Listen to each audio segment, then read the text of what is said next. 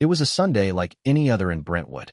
Sunshine spilled over manicured lawns. Birds chirped as if nothing in the world could be wrong, and the city of Los Angeles hummed along, blissfully unaware that within one of its grandest estates, a tragedy was quietly unfolding. But that calm was about to shatter. Because on that day, two lives, Rob Reiner, the legendary actor, director, and Hollywood icon, and Michelle Reiner, his partner in life and in the quiet moments outside the spotlight, were found brutally murdered in their $13.5 million mansion. The scene was shocking, almost unthinkable, and the person who discovered them was their own daughter, Romy Reiner, 27, a young woman caught in the middle of a nightmare she could never have imagined. But before we continue, please subscribe and turn on the notification bell for updates. Have you ever wondered what it feels like to see the world you know, your family, your home, your entire sense of safety, tear apart in a single, unimaginable moment? Imagine walking into a house that should be your sanctuary and finding it transformed into a scene of horror. That's exactly what Romy experienced that Sunday morning. And what she found would not only change her life forever, but would ripple through Hollywood, exposing secrets, tensions, and a family drama that no one outside those walls could have predicted. The details of the case sent shockwaves across social media, television news, and gossip columns. Rob Reiner, 78, had built a career filled with classics, films that defined generations, collaborations with the biggest names in entertainment, and a public persona of warmth, humor, and sharp intellect. Michelle, 70, was not just a supportive partner, but a quietly influential figure in their social and charitable circles. Their deaths, stabbing victims found in the sanctity of their own home, felt like a story ripped straight from a crime thriller, yet it was all too real. Police reports quickly revealed a startling twist. Nick Reiner, 32, their only son, who lived in the guest house on the property, had been arrested the very night the bodies were discovered. Charged with 2 counts of first-degree murder, the case immediately drew attention, not only because of the notoriety of the family, but also because of the bizarre and chilling details emerging. Romy allegedly informed police about a dangerous family member, implying that there had been warning signs leading up to the tragedy. Questions swirled. What had she known? Why hadn't anyone intervened sooner? And perhaps most compelling, what did this family conflict truly look like behind the closed doors of one of Hollywood's most prestigious estates? Yet as tragic as the murders were, they weren't the only shockwaves to emerge from the Reiner household. Just days after the incident, news broke that Romy, in the midst of grieving, had taken a stand over her family's funeral arrangements. She reportedly refused entry to 4 high-profile figures who had expected to pay their respects: Clint Eastwood, Billy Crystal, Mel Brooks, and Donald Trump. Imagine the audacity, or perhaps the necessity, of making such a decision while the world watched. What could have motivated Romy to bar these iconic personalities from a funeral? Were these purely personal grievances, old tensions, or something more complex? The answers were not immediately clear, but the mere fact of their exclusion became a media sensation, sparking debates that spanned the world, from gossip columns in Los Angeles to political forums online. This story is not just about tragedy. It's about legacy, power, and the collision of personal grievances with public perception. It's about a family at its most vulnerable, facing unimaginable grief while simultaneously navigating the scrutiny of a global audience. And it's about Romy Reiner, a young woman thrust into the impossible role of arbiter, deciding who could mourn her parents and who could not. Her choices, her fury, and her grief became the focal point of a scandal that would eclipse the very tragedy that birthed it. Hollywood has always been a place of contradictions. Stars shine in public while hiding private pain. Families live under the constant glare of the cameras, and yet even the most celebrated lives are susceptible to chaos, betrayal, and shocking violence. The Reiner story, at first glance, is a cautionary tale about fame and vulnerability, but it quickly evolves into a labyrinth of human emotion, grief, rage, love, resentment, and the ever-present need for control in moments where control feels impossible. From the moment Romy found her parents' bodies to the tense weeks that followed, every action, every decision, and every revelation became a story in itself. Nick's arrest was only the beginning. The funeral decisions, the media frenzy, and the infamous exclusion of legendary figures added layers of intrigue and tension that captivated audiences worldwide. Who had the right to decide who mourned and who didn't? Was Romy's fury justified? And what did this say about the Reiner family? A family whose very name carried weight in Hollywood circles. And then there's the question everyone wanted the answer to. Why these four? Clint Eastwood, the stoic legend whose films defined generations. Billy Crystal, the comedian with a decades-long career intertwined with Rob Reiner's own work. Mel Brooks, a living institution of comedy and filmmaking. And Donald Trump, a figure whose political and cultural presence is impossible to ignore. Their exclusion from the funeral wasn't just a social statement. It was a headline-grabbing, unprecedented move that begged for explanation. What had happened behind the scenes to warrant this level of anger, this kind of decision-making, at such a moment of sorrow? Even as the world speculated, Romy reportedly remained resolute. According to insiders, her decision was final. She wasn't swayed by public opinion, celebrity status, or the perceived expectations of Hollywood etiquette. Her actions revealed a woman fiercely protective of her family's legacy, unwilling to compromise even in the shadow of immense grief. It was a stance that was both admirable and controversial, creating ripples that would continue to spread long after the funeral itself. And yet, for all the drama, one of the most haunting elements of this story is the unanswered questions. What truly happened in that mansion? What drove a son to allegedly commit such an unthinkable act? How did the family arrive at the decision to exclude some of the most iconic figures in Hollywood from a farewell that was meant to honor life and legacy? And perhaps most importantly, how does a family recover, or even attempt to, from a tragedy so profound? As we dive into this story, we'll explore every angle. The timeline of events, the emotional turmoil within the Reiner family, the public reactions, and the secret tensions that led to one of the most talked-about funerals in recent memory. We'll uncover the nuances of grief, the intersections of fame and family, and the choices that define how we honor those we love. And we'll ask the questions that no one else is willing to, because the truth behind the Reiner's tragedy is not just about crime. It's about human nature and the way people navigate impossible circumstances. So what comes next? How did the world react to Romy's decision? How did the uninvited guests respond? And what secrets were being whispered behind closed doors in Hollywood's elite circles? And most importantly, what other revelations lurked just out of sight, ready to shock everyone? But what came next would change everything, and no one saw it coming. It started like any ordinary Sunday in Brentwood, the kind of day that felt safe, serene, and impossibly ordinary. The sun was bright, casting gold across manicured lawns and quiet streets. And inside the Reiner estate, everything seemed calm. But appearances are often deceiving. Behind the grand gates, in a home that had been filled with laughter, movies, and memories spanning decades, something unimaginable had already taken place. Rob Reiner, the Hollywood titan known for films that defined generations, and Michelle Reiner, his partner in life and confidant in every private and public moment, had been brutally murdered. The discovery fell to the person no one would have imagined, Romy Reiner, their 27-year-old daughter. She had arrived at the estate that morning, perhaps expecting the usual calm of a Sunday, only to be confronted with a scene that would haunt her forever. Imagine opening a door, the familiar scent of home greeting you, and then being hit with the reality that two people you loved more than life itself had been violently taken. Romy's account to authorities, as well as to those close to the family, described a moment suspended between disbelief and horror. Police reports later detailed the discovery. Rob and Michelle had been stabbed in what appeared to be a frenzied attack, leaving the home a place of chaos and tragedy. Blood stained the floors, evidence of a violence that seemed almost unreal in a place that had always felt safe, controlled, and carefully curated.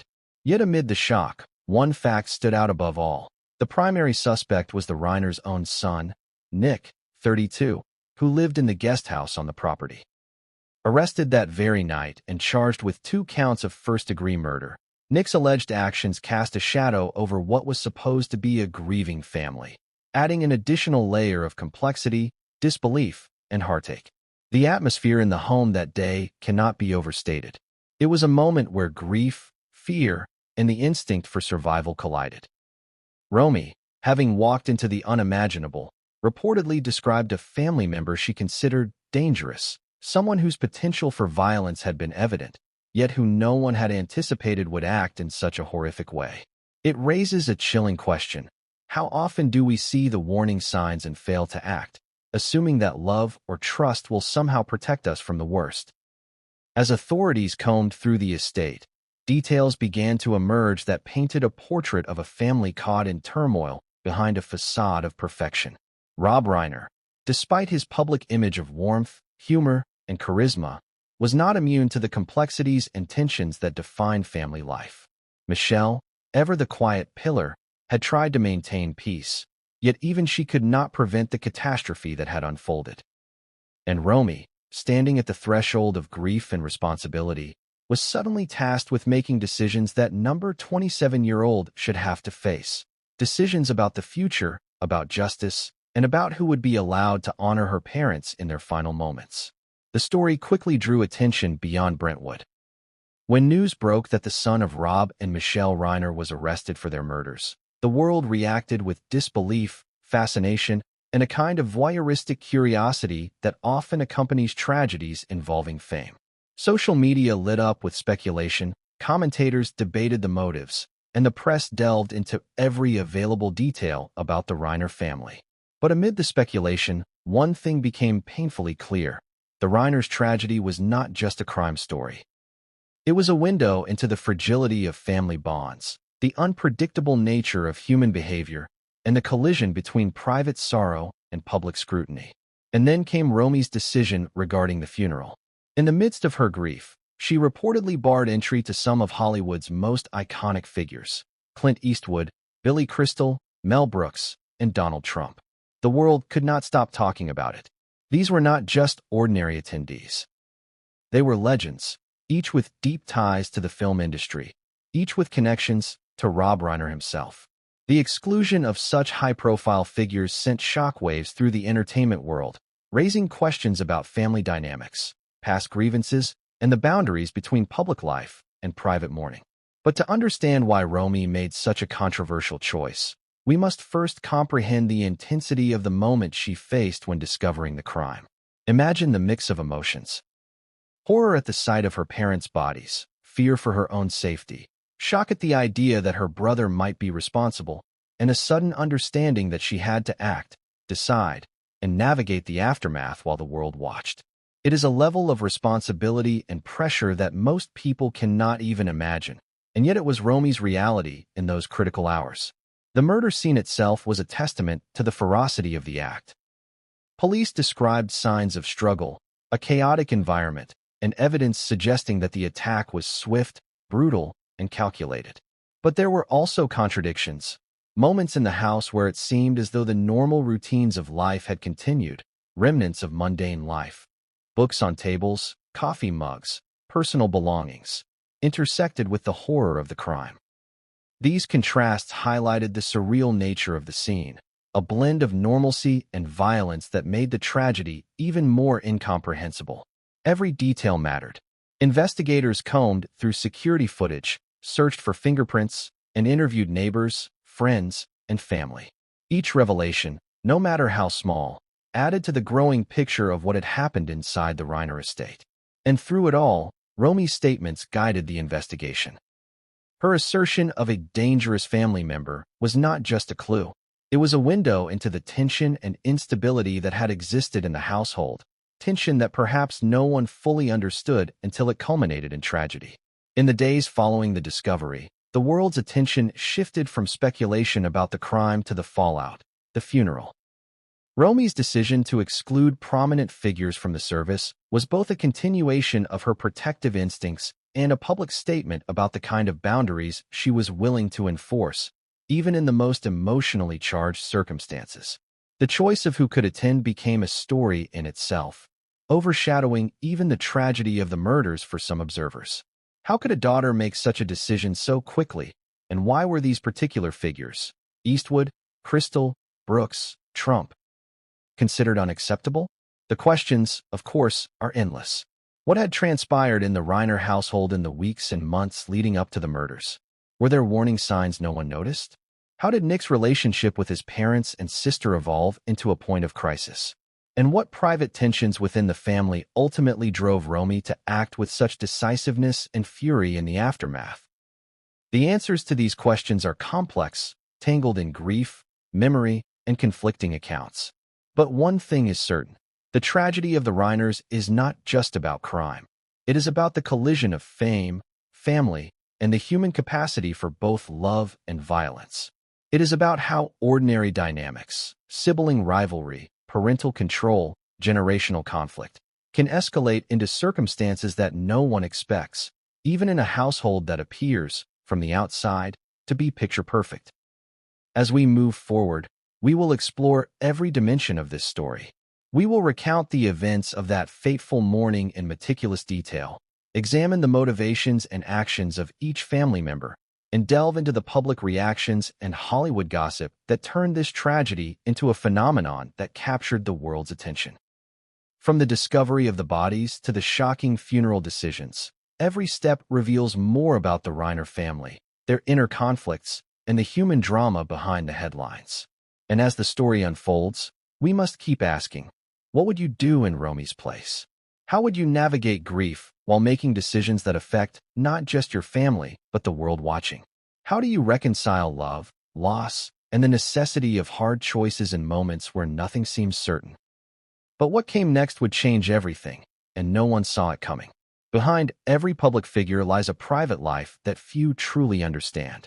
Rob Reiner, the man celebrated for films like When Harry Met Sally, The Princess Bride, and A Few Good Men, was no exception.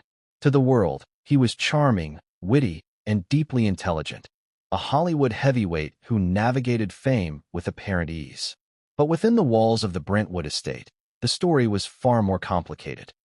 Every family has its tensions, but some are invisible until tragedy forces them into the spotlight. And for the Reiners, those tensions would soon become both public spectacle and private torment. The Reiner family had always seemed close-knit to outsiders.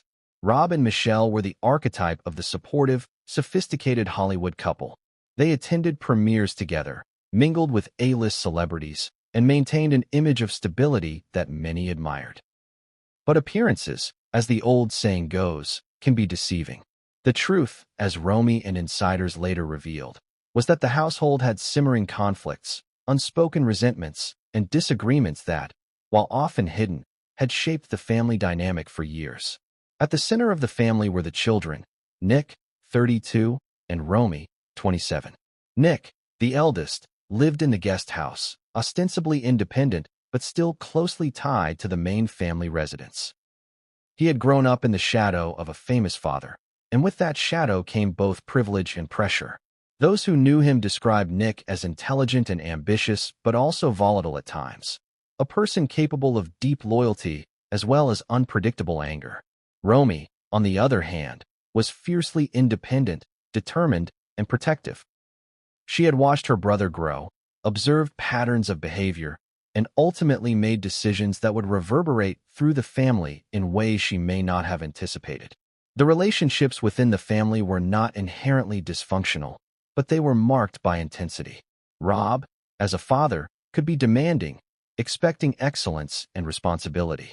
Michelle, ever the mediator, sought to balance these demands with compassion, trying to create harmony where conflict threatened.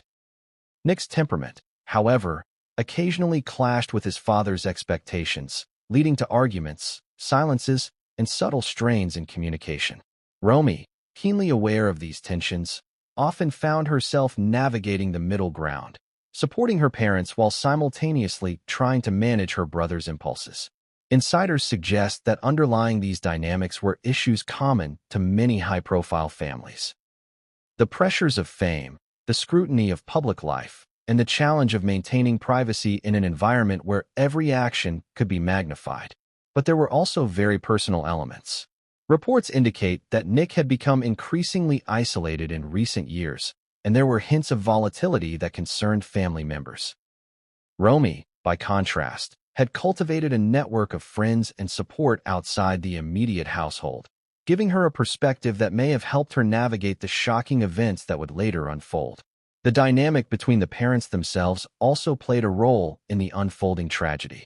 Rob was a man of strong opinions, sharp wit, and occasionally blunt honesty. Michelle, while equally intelligent, was softer in demeanor but no less perceptive. Their partnership was one of mutual respect and shared experiences, yet like any long-term relationship, it contained its private tensions.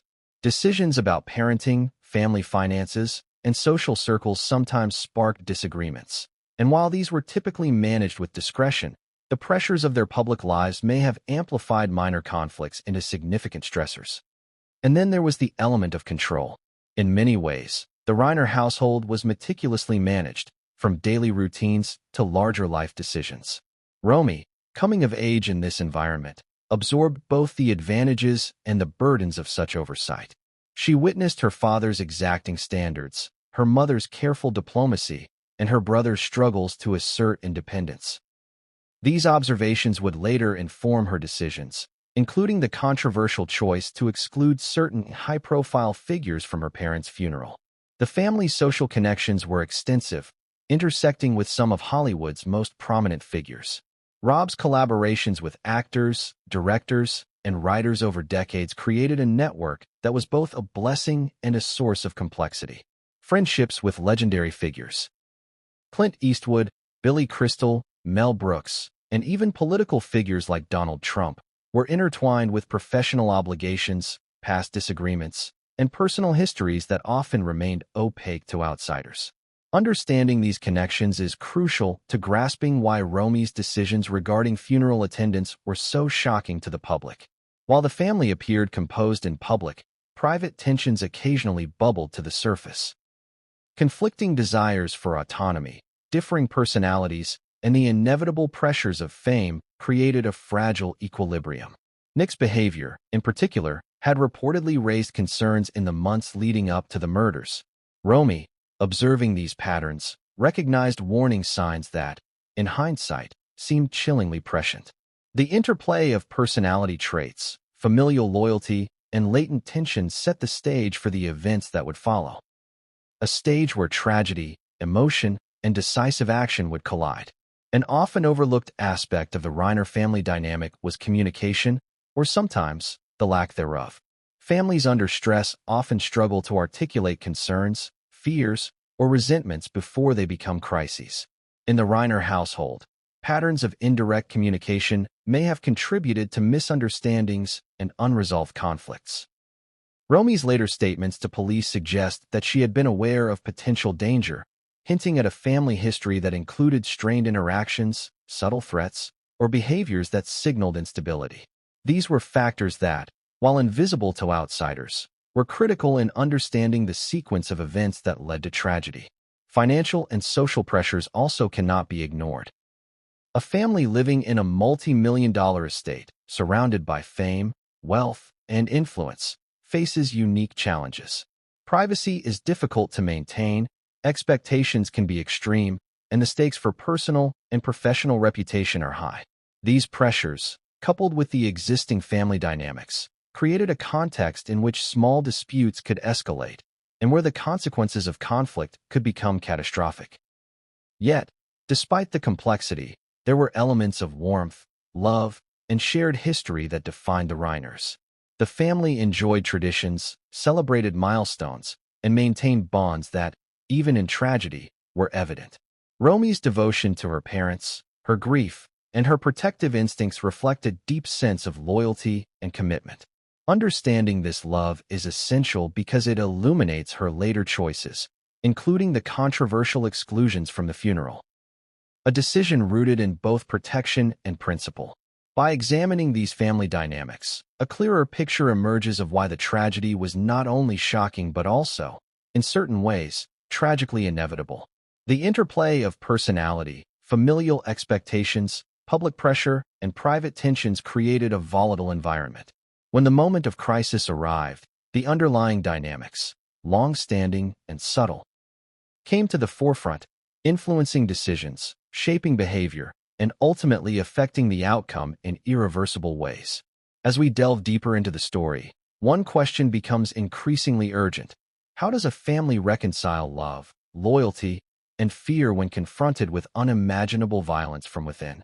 How do you protect the memory of those you love while navigating the complexities of anger, grief, and betrayal? Romy's later decisions regarding the funeral offer a window into these dilemmas, but even they cannot fully capture the emotional and psychological weight she carried in the immediate aftermath of the murders. And the consequences of these dynamics would not remain confined to the Reiner family alone. They would ripple outward, affecting Hollywood, media, and public perception in ways no one could have predicted. Friendships would be strained, reputations questioned, and the line between private grief and public spectacle would blur, leaving a story that was as much about human emotion as it was about crime. But what came next would change everything, and no one saw it coming. The night of the murders was already a nightmare that no family should ever endure. But it quickly became a legal and public spectacle, thrusting Nick Reiner, 32, from relative obscurity into the center of one of Hollywood's most shocking tragedies. The arrest of a son for the murder of his parents is an event so rare, so unimaginable, that it immediately captured global attention. For the Reiner family, this moment was the intersection of grief, disbelief, and legal reality. For the public, it was a story that seemed ripped straight from a suspense thriller. But it was painfully real. Nick had been living in the guest house on the sprawling Brentwood estate, a structure close enough to maintain family ties, but removed enough to grant him independence. That independence, however, came under scrutiny in the hours following the discovery of Rob and Michelle Reiner's bodies. Investigators quickly identified him as a person of interest, and by that very night, he was arrested and charged with 2 counts of first-degree murder. The legal terminology itself, first-degree murder, is chilling, suggesting premeditation, intent, and a level of planning that defies the chaos of grief-stricken storytelling. To understand the gravity of the situation, one must first comprehend the psychological impact of the arrest. Imagine being Nick, confronted with police who were combing the estate, examining the scene where your parents had been brutally killed, and immediately becoming the primary suspect. Imagine the shock, the fear, and the realization that your entire life and the public perception of your family was about to change in an instant. For the Reiners, this was a nightmare multiplied, grief compounded with the suspicion that their own flesh and blood could be responsible for an act so unthinkable. Law enforcement sources later detailed the arrest procedure, revealing that officers moved carefully but with urgency. Evidence was collected, witness statements were documented, and forensic teams worked through the night. Nick was reportedly cooperative, but the charges carried a weight that no cooperation could mitigate. First-degree murder, in the eyes of the law, is the most severe accusation, and it framed the unfolding narrative in a way that immediately captured public attention. News outlets, social media users, and Hollywood insiders alike were quick to speculate, creating a storm of conjecture and rumor that would complicate the family's grieving process even further. The arrest was also remarkable for its implications regarding family dynamics. Romy had reportedly already informed authorities about what she described as a dangerous family member. Her insight, whether based on intuition, observation, or prior incidents, played a critical role in guiding the investigation. But the very act of implicating her brother also highlighted the impossibly complex choices she faced in the immediate aftermath of tragedy. Should she protect her sibling? Should she prioritize justice for her parents? Or should she navigate a path that balanced both, while also managing the scrutiny of the public eye? As investigators began piecing together the timeline of events, the question of motive loomed large. What could drive a son to commit such a horrific act against the people who had raised him, supported him, and nurtured his development? While no definitive answer could fully capture the complexity of human behavior in such circumstances, preliminary reports suggested that a combination of personal conflict, emotional instability, and latent tension may have played a role. Friends, neighbors, and family acquaintances provided accounts of Nick's behavior in the weeks and months prior to the murders, hinting at volatility, isolation, and disagreements that had gone unresolved. Public reaction to the arrest was immediate and intense. The idea that Hollywood royalty could be so intimately connected to a violent family tragedy captivated audiences. News coverage ranged from straightforward reporting to sensationalized speculation. Social media, as always, became a breeding ground for theories, rumors, and conflicting narratives. Questions swirled. Was Nick truly capable of murder? Were there deeper psychological issues at play? And perhaps most pressingly, how would this arrest affect the already fraught dynamics within the family? In addition to public scrutiny, legal experts weighed in, dissecting the implications of first-degree murder charges and what they could mean for Nick's future. Some commentators suggested the possibility of plea bargains, mental health defenses, or even claims of self-defense or provocation, though such claims remained speculative. Regardless of the legal outcome, the arrest itself became a defining moment in the narrative, a turning point that irrevocably altered both the public and private perception of the Reiner family. One element that added complexity was Nick's proximity to the scene.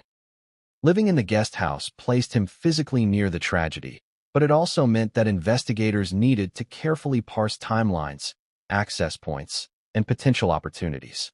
Every movement, every detail, became a potential piece of evidence. Romy's observations and statements were scrutinized, neighbors were interviewed, and the broader family network was examined for insights into motive, opportunity, and relational dynamics. The arrest also intensified the tension surrounding the funeral arrangements. Romy, now grappling with both grief and legal realities, faced the enormous responsibility of managing her parents' final farewell. The decision to exclude high-profile figures, Clint Eastwood, Billy Crystal, Mel Brooks, and Donald Trump, was influenced, at least in part, by the heightened emotions and stakes created by the arrest. Her anger and protective instincts were heightened by the sense of betrayal, fear, and chaos that had engulfed the family. In this context, Romy's controversial choices began to make more sense, though they remained shocking to the outside world. As legal proceedings loomed, every interaction, every statement, and every public remark was amplified. Nick's arrest had shifted the focus from the victims themselves to the family members left behind, creating a narrative that balanced grief, accusation, and societal fascination. How does a family navigate this? How does a sister make peace with the notion that her brother could be responsible for a crime so horrific? And how does a household already fractured by tragedy maintain a semblance of dignity, if not normalcy? Investigators also noted that Nick's arrest would have long-term implications beyond the immediate legal proceedings. It affected family dynamics, social relationships, and public perception. Friends of the Reiners, long accustomed to private gatherings and discreet interactions, were suddenly thrust into a situation that demanded judgment, discretion, and empathy in equal measure. The arrest became a catalyst for tension, rumor, and speculation that would persist for months, if not years, as the legal case developed and as Hollywood debated the moral and social implications of the tragedy. And yet, despite the grim circumstances, certain patterns emerged that highlighted the human dimensions of the story.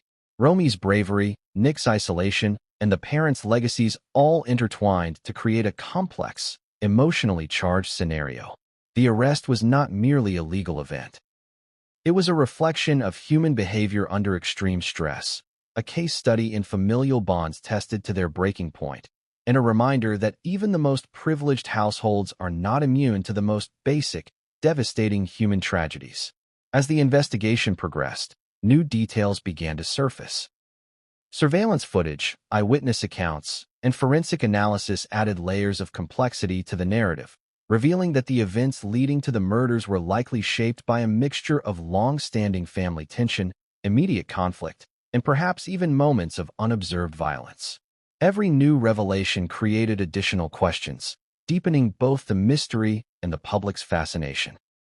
And as Romy faced the dual challenges of personal grief and public scrutiny, the world waited to see what decisions she would make next. Her choices would not only define the funeral arrangements, but would also shape the narrative around the Reiners' legacy, their relationships, and the way Hollywood and the world remembered Rob and Michelle. But what came next would change everything, and no one saw it coming.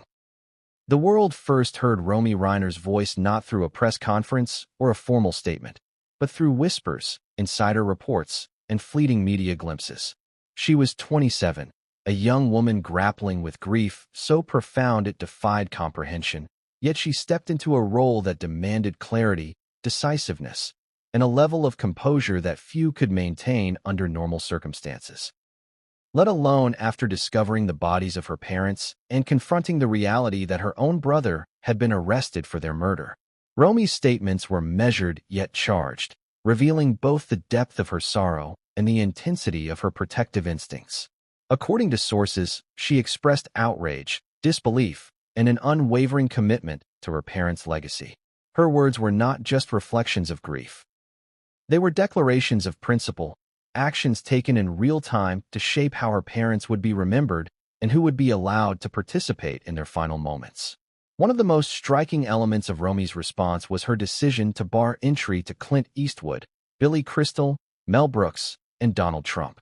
These figures were not casual acquaintances. They were icons of the industry, men whose personal and professional histories intertwined with Rob Reiner's career and life.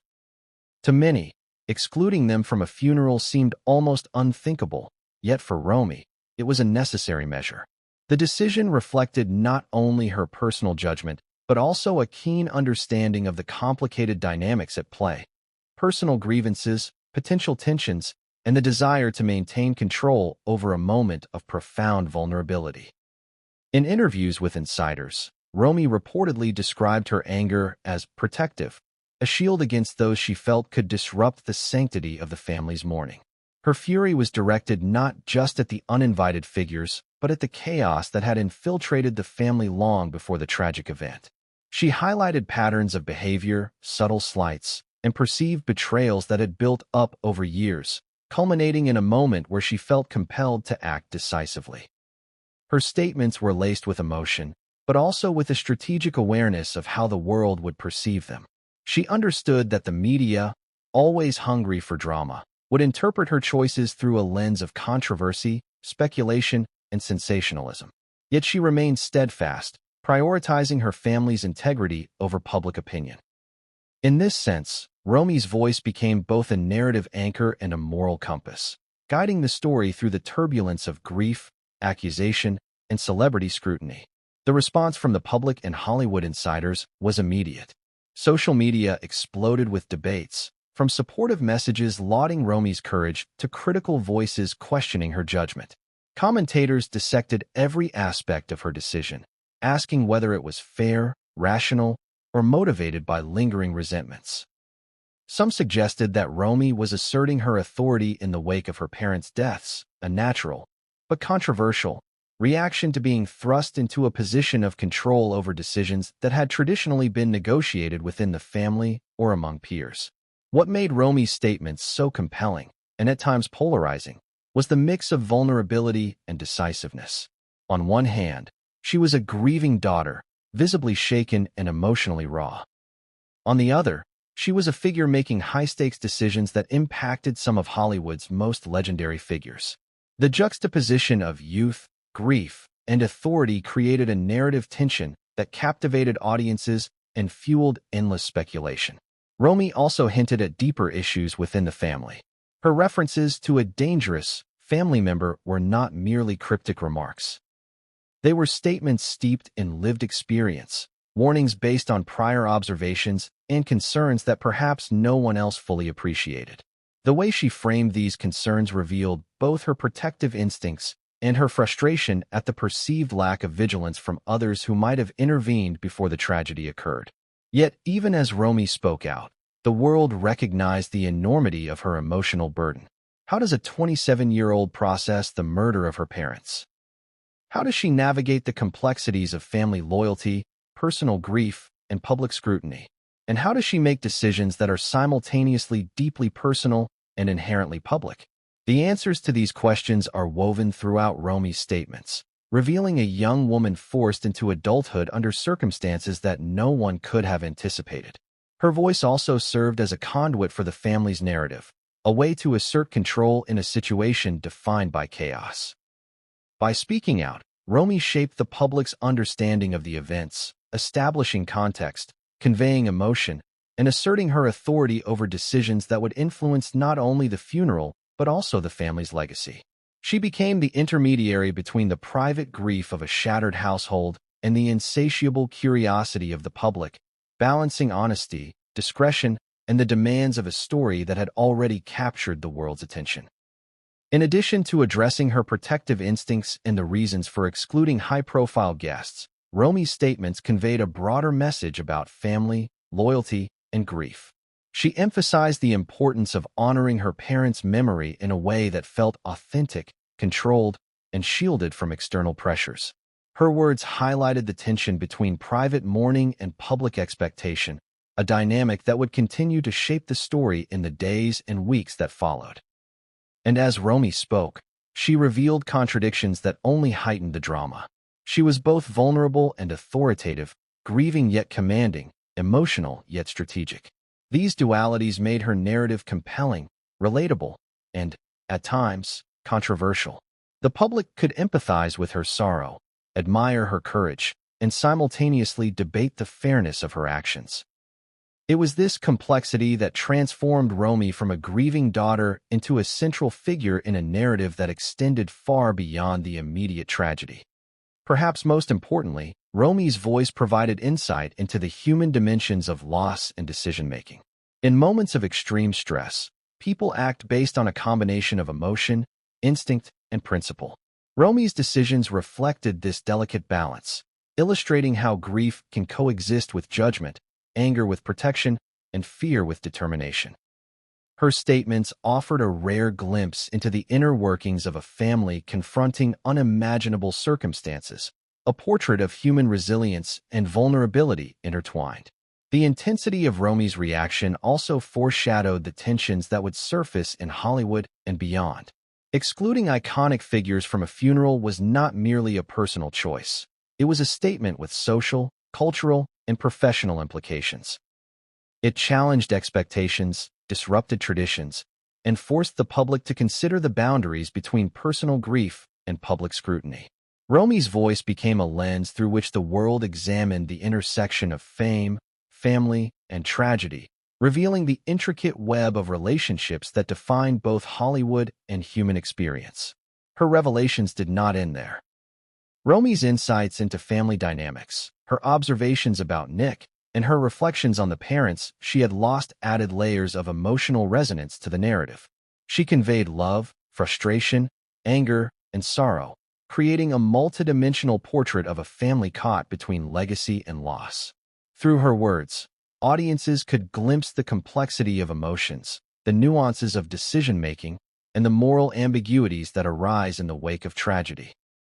As the days unfolded, Romy's voice remained central to the story. She guided the narrative, shaped public perception, and set the stage for the next chapter of this saga. The funeral itself, the reactions of the uninvited guests, and the ongoing investigation into Nick's alleged actions. Her statements established both context and tension, preparing audiences for the revelations and confrontations that would follow. But what came next would change everything, and no one saw it coming. Hollywood is no stranger to spectacle, but few stories capture both glamour and controversy like the exclusion of Clint Eastwood from Rob Reiner's funeral. Eastwood, the legendary actor, director, and producer whose career spans decades and genres, from spaghetti westerns to Oscar-winning dramas, was, by all accounts, someone who had intersected professionally and socially with Rob Reiner. To be left off the guest list of a funeral, particularly one honoring a peer of such stature, was shocking. Yet this was exactly the decision Romy Reiner made, and it sent ripples across the entertainment world. The initial reaction was one of disbelief. Eastwood, often described as stoic, private, and disciplined, is a figure rarely caught off guard. He has lived through decades of Hollywood politics, personal dramas, and public controversies, yet the decision to bar him from a funeral carried an unprecedented sting. Social media exploded with questions. Why was Eastwood excluded? Was it a personal slight, a professional disagreement, or the result of long-standing tensions? And perhaps most intriguingly, what could Romy, still mourning her parents, have perceived that warranted such a deliberate exclusion? To understand the situation, it's essential to consider the history between Reiner and Eastwood.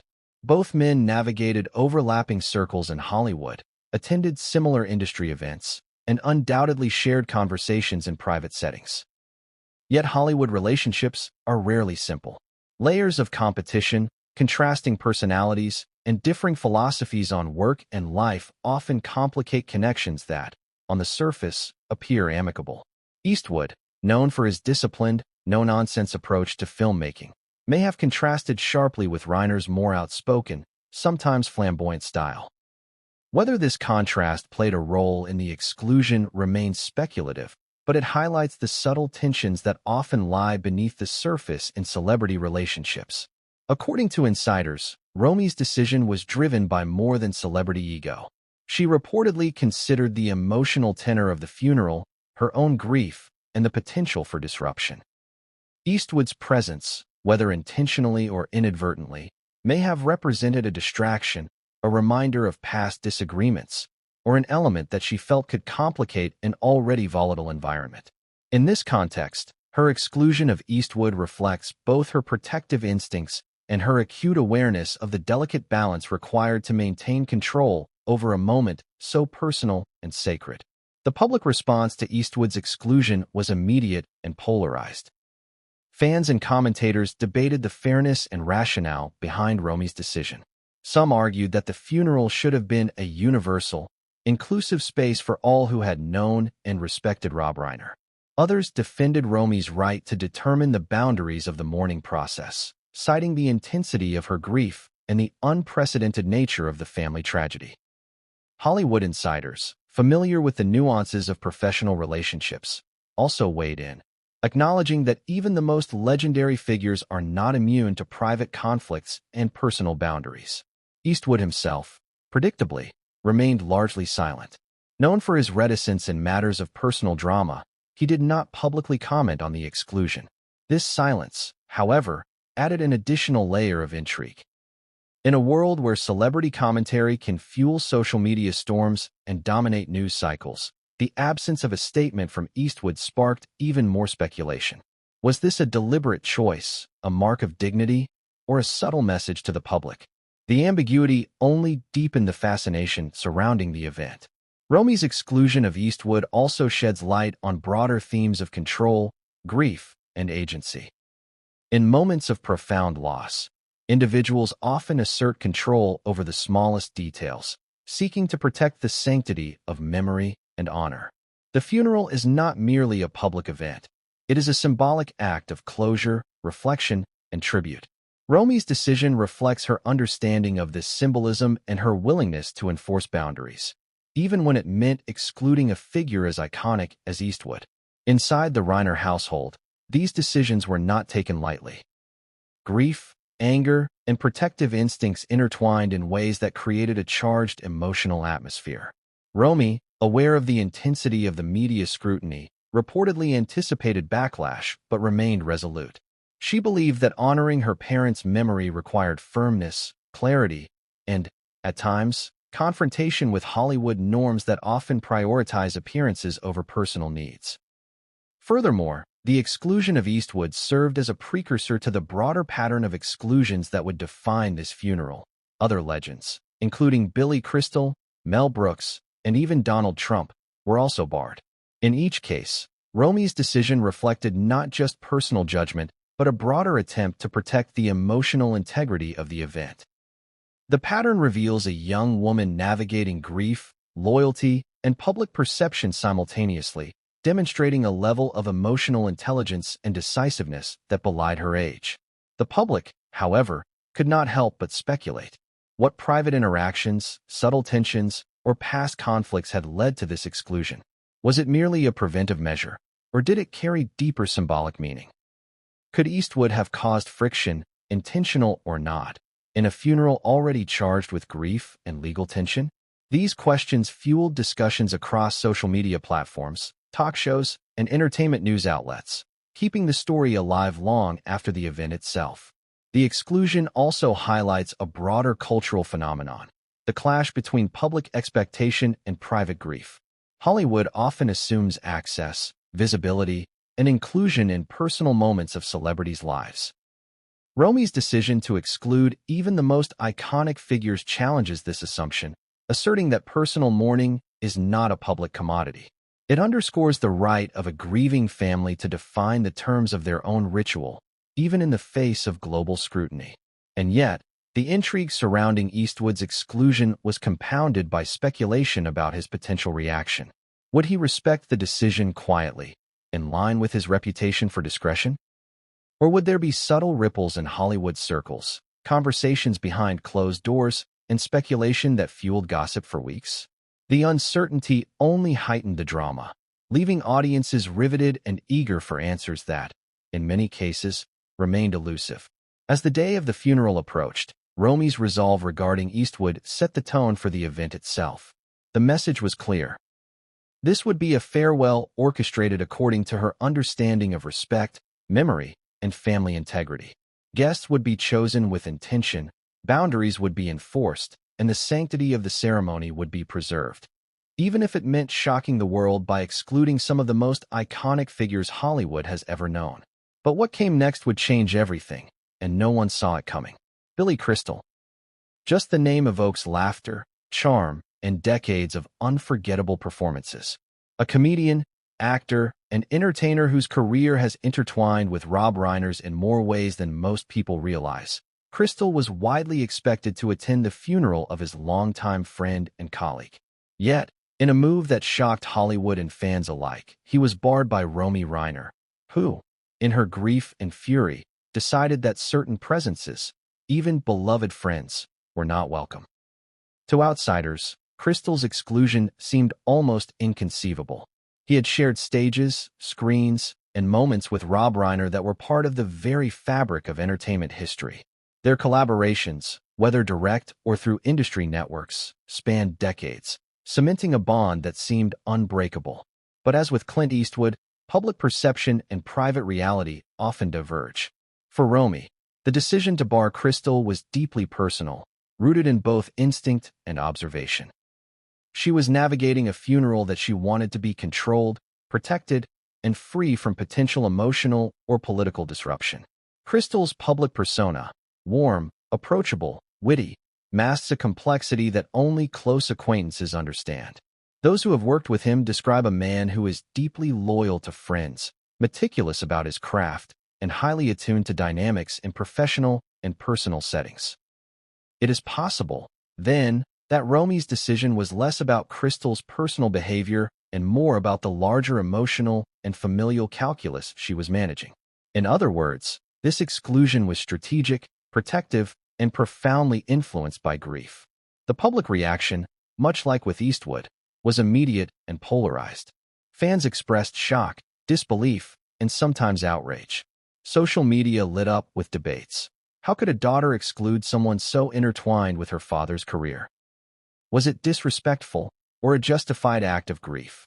Hollywood insiders speculated about potential past tensions, subtle slights, or unspoken conflicts that may have influenced Romy's choice. Yet most agreed on one thing. The decision was unprecedented and undeniably bold, reflecting a level of assertiveness rarely seen in someone so young and in such extreme circumstances. Romy's own reasoning, according to insiders, was clear. She reportedly viewed the funeral not as a public spectacle, but as an intimate family moment. She wanted control over the emotional environment, minimizing factors that could trigger tension, distraction, or discomfort. While Crystal was beloved and respected, Romy may have feared that his presence, with its natural gravitas and connection to Hollywood, could overshadow the primary purpose of the service, to honor her parents' memory in peace and dignity. This decision also underscores a recurring theme in the Reiner saga, the intersection of grief, family loyalty, and public expectation. Romy's choices reflect a profound awareness that a funeral is more than a ritual. It is a space where emotions, power, and memory intersect.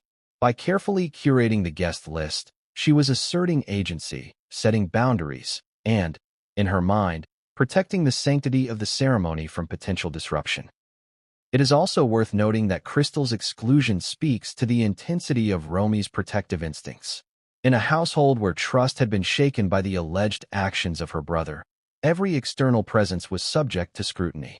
Guests who might normally be considered allies or supporters were evaluated based on their potential to influence the emotional tenor of the funeral. Crystal, despite his friendship with Rob Reiner, became part of this calculus, demonstrating the challenging decisions that grief often forces upon those left behind. The implications of Crystal's exclusion extended beyond the immediate family. Hollywood, always attuned to drama and celebrity dynamics, dissected every angle. Commentators speculated on prior interactions between Crystal and the Reiners, potential conflicts, and even unspoken professional rivalries. Social media, as always, magnified every rumor and theory, creating a narrative that blended tragedy with speculation, loyalty with controversy, and grief with public fascination. And yet, even amidst this public scrutiny, one truth remained undeniable: Romy's decisions were deeply personal. They reflected her understanding of what her parents would have wanted, her perception of the emotional risks associated with the ceremony, and her commitment to maintaining control in a moment where chaos threatened to overwhelm. In essence, her exclusion of Crystal, and by extension, other high-profile figures, was an act of love, protection, and boundary setting, even if it shocked the world outside the Reiner estate. As the funeral approached, the decision to exclude Crystal set a precedent for how the event would unfold. It signaled that Romy, despite her youth, was in charge, that she would prioritize family needs over public expectation, and that the sanctity of the ceremony was paramount. For Hollywood observers, this move was unprecedented, providing a dramatic narrative thread that highlighted the tension between celebrity culture and personal mourning. The story of Crystal's exclusion also foreshadowed broader conversations about grief, agency, and the role of public figures in intimate family moments. It forced audiences to consider difficult questions. Who has the right to attend a funeral? How should private grief be protected from public scrutiny? And, perhaps most importantly, how do we reconcile respect for personal boundaries with society's curiosity about the lives of celebrities?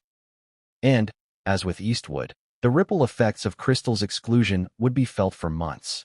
Conversations behind closed doors in Hollywood, media speculation, and public debates would continue, adding layers of drama and intrigue that extended far beyond the initial event.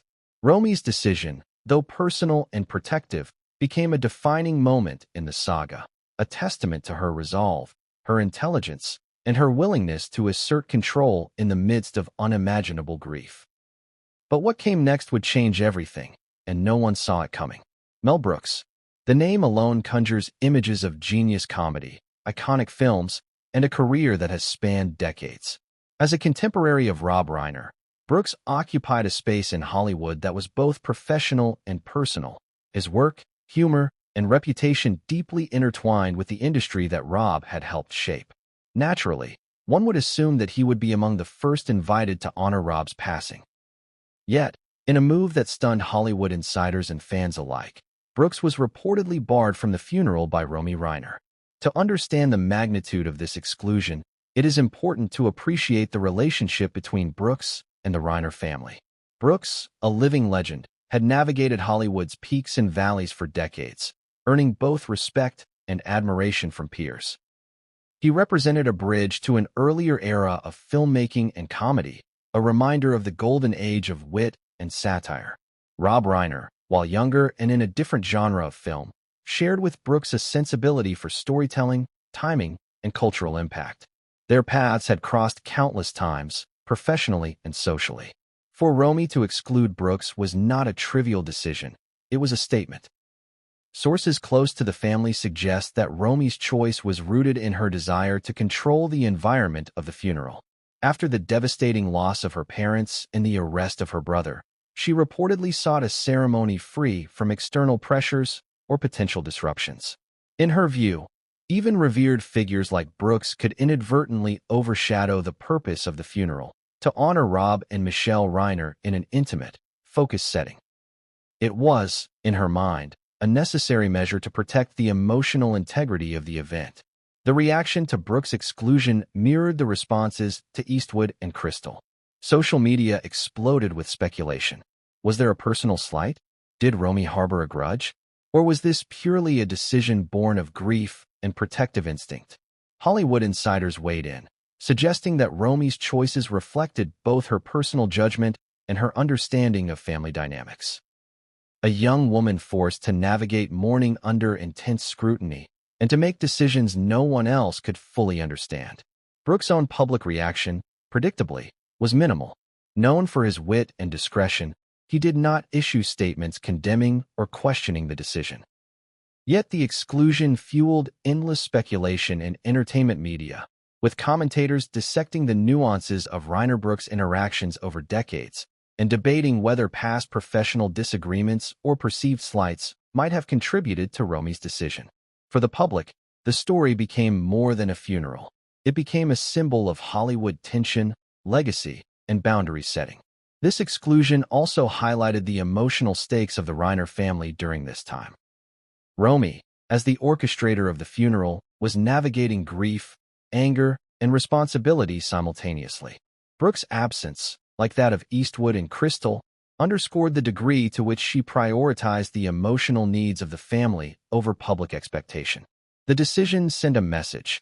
This was a private moment, and she would define its parameters, regardless of celebrity status or industry reputation. Moreover, Brooks' exclusion revealed deeper cultural tensions between celebrity influence and personal grief. Hollywood operates on access, recognition, and public presence, yet Romy's decision challenged these norms. She asserted that grief was not a public spectacle to be attended at will, even by figures of historic stature. This move reframed the funeral as an act of agency, a way for a grieving daughter to reclaim control in a world that often demands access to private pain. Insiders also noted that Brooks' exclusion, along with the others, had an emotional ripple effect within the industry. Colleagues, friends, and fans debated the morality and fairness of Romy's choices. Some viewed her as protective and principled, prioritizing family over public opinion. Others questioned whether celebrity culture should allow such exclusions, given the interconnectedness of Hollywood relationships.